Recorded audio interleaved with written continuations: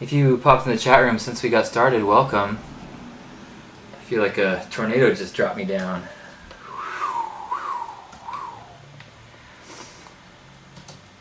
Welcome Anja and Bombastic Chrysalis and Cliffy and Jenny and Freestyle Fox and Gypsy and Lindy Lou and Matzog and Melissa and Redskin and Rowan and the Raging Word and Xena. Ooh.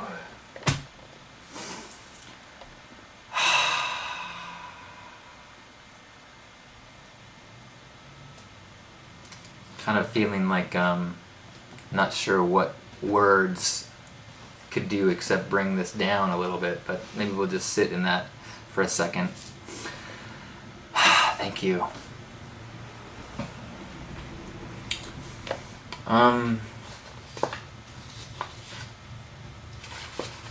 The question of the day, if you wanted to chime in on the Facebook page, and we may get to it this afternoon or maybe tonight, it's a question about being afraid of failure or being afraid of success. And so if you want to chime in on maybe how you fall into those two poles, or are they the same to you, and maybe how that has expressed itself in your life. I think this was kind of a no place like home tornado. My ruby slippers, or my pink gemmed slippers, dropped me back right where I was supposed to be.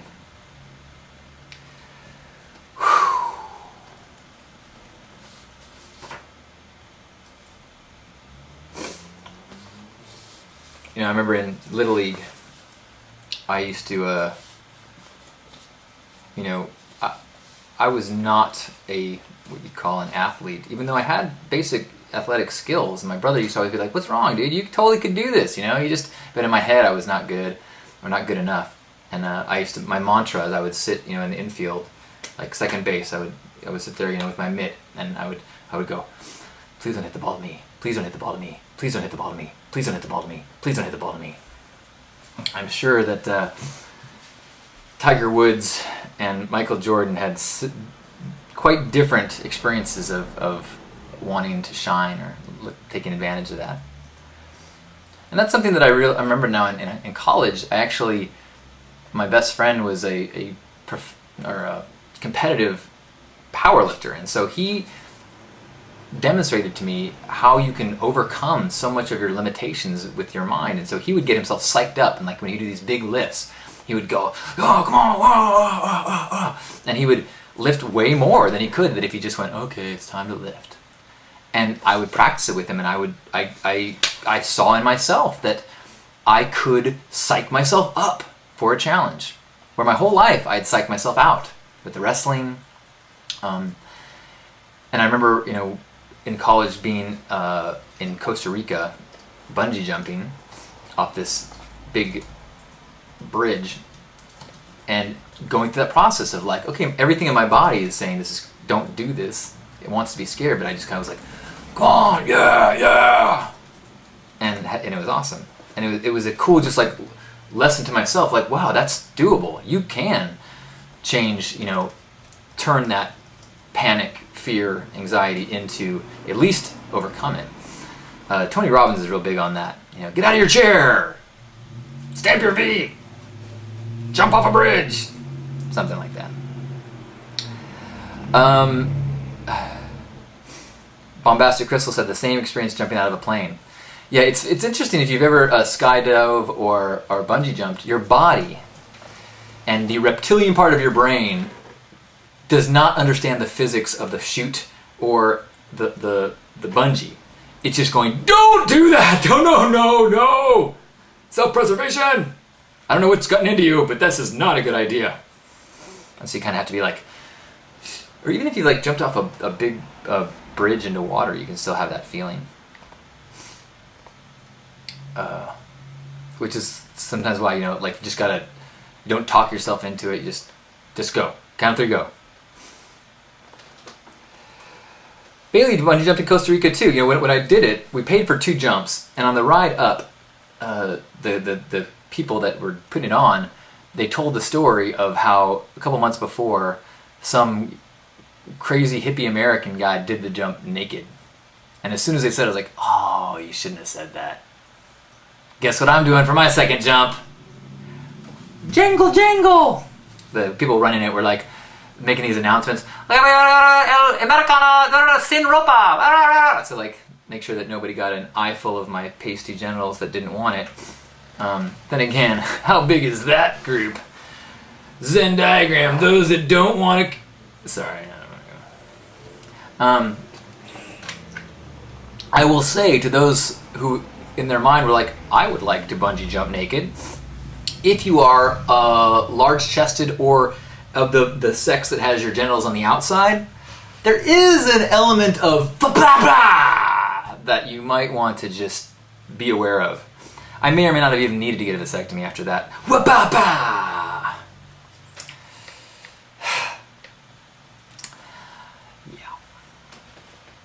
Yeah. So, oh yeah, I'm going to talk about one more thing.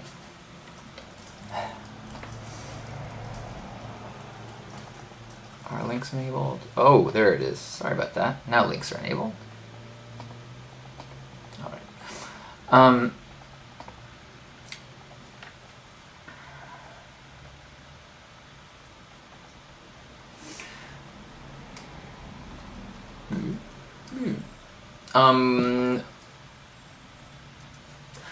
One of the things that I was reminded of during this chapter that I just had of this doubt and this attachment and this kind of going from happy to in a funk and then trying to snap out of it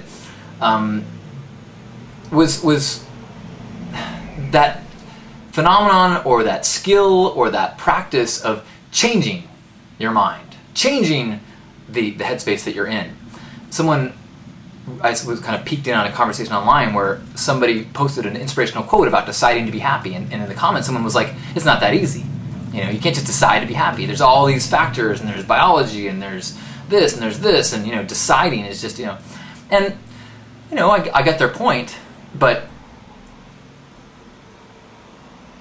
that element of the equation of being able to break free of your momentum. So this is a skill that we're going to practice, which is manage momentum. So if you're having a bad day, try to catch yourself from saying, I'm having a bad day. Practice stopping and changing, stopping and changing, stopping and changing. If you're super stoked, stop, stay, wallow, live in it. But if you're not happy, we have so many built-in patterns of digging in with our story and letting the momentum carry us, even if it's carrying us to a place that we don't like. We do it with our story about who we are.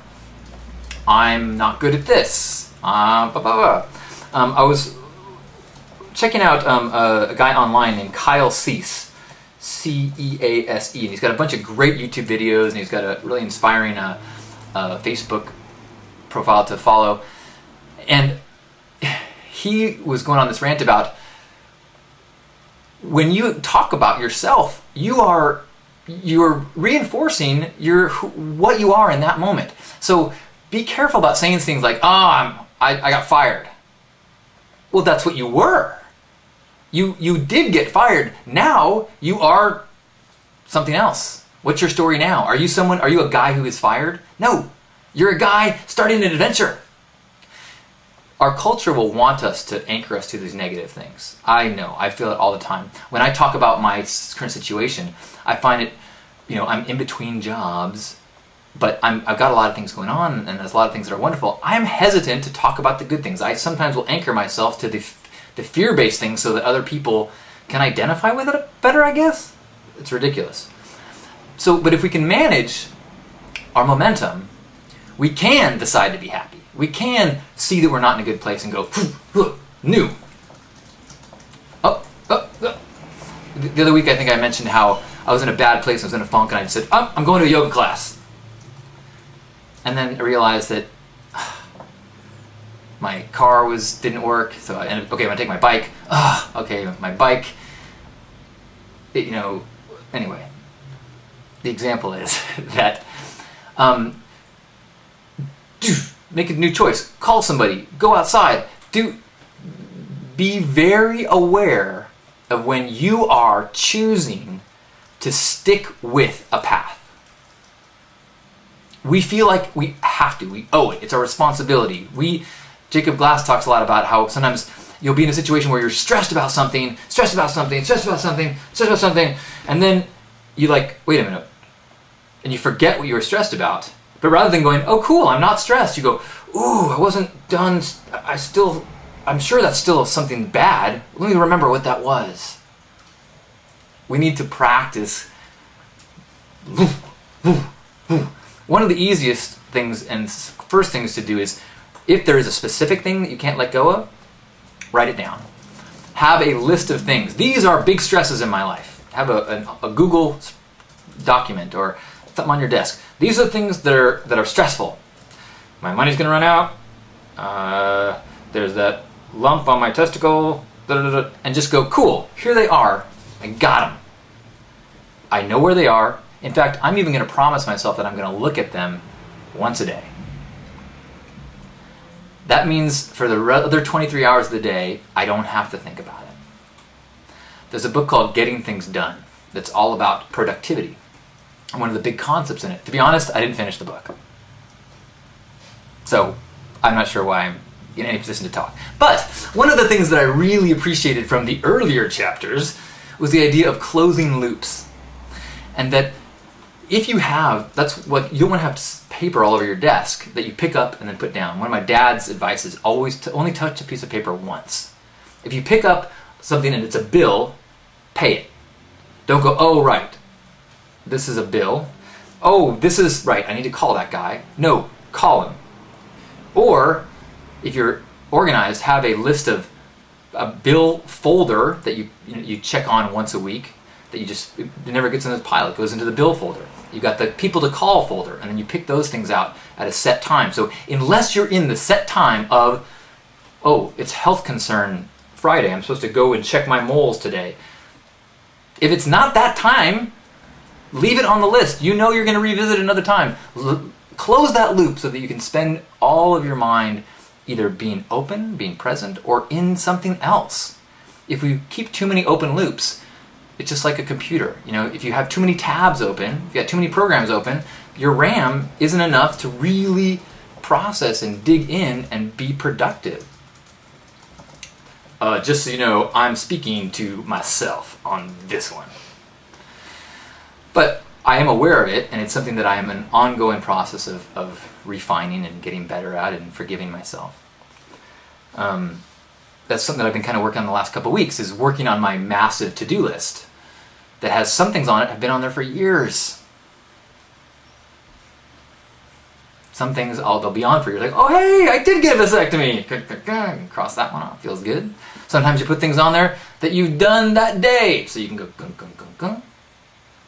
But getting in the habit of knowing that you have these lists or whatever filing system so you can close the loops and be open to present in the now is massive. Because if you're present in the now, it's much easier to change direction. If you are holding on to all these things that you know you got to worry about, because let's be honest, how are you going to pay rent? Oh, okay. Put those things down. Now I have a free headspace. Now I'm anxious. Let's change the momentum. Start fresh. And then your challenge is figuring out what are the things that can shake your Etch-a-Sketch and get you snapped out of it. Is it visiting a friend? Is it calling someone? Is it going to the coffee shop? Is it treating yourself to a yogurt or a Frogurt? Is it getting in the garden? Is it playing with your dog? Is it teaching your dog to garden? Okay, whatever. And maybe that's another list that you have, is things that you know get you present or bring a little bit of smile or get you feeling a little bit better. It could be something that's productive. Maybe it's do 5 push-ups. For me lately, going to a yoga class has changed the entire direction of a day. If I can do a yoga class in the morning, I'm productive all day long, no matter what. I'm like, sweet. I'm in the bonus zone. Free ball all day long. Whee! Now, 2 weeks from now, I'll be saying, man, why am I not going to yoga? And hopefully I'll be kind enough to myself to forgive myself and know that it's always a process of getting back in alignment, realigning, getting present, getting in tune with your integrity. Always a process of realigning. The spiritual path is not a linear one. It is like a yoga practice where you're not trying to get anywhere. You're simply practicing. And when you're off track, kindly, patiently pull yourself back to where you know you need to be. And then start fresh. No momentum. New. Whoosh, whoosh. So, I'm going to archive this so that it is going to be a tool for me to, if I am in a rut, I'm going to watch this, know that you are here, or you've watched this at some point, and so there's all these agents of momentum redirection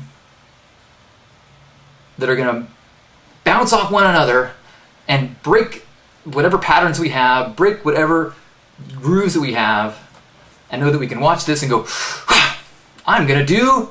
In fact, if you're watching this, share in the comments something that you do to get yourself back into your fresh self. Thank you. I love you.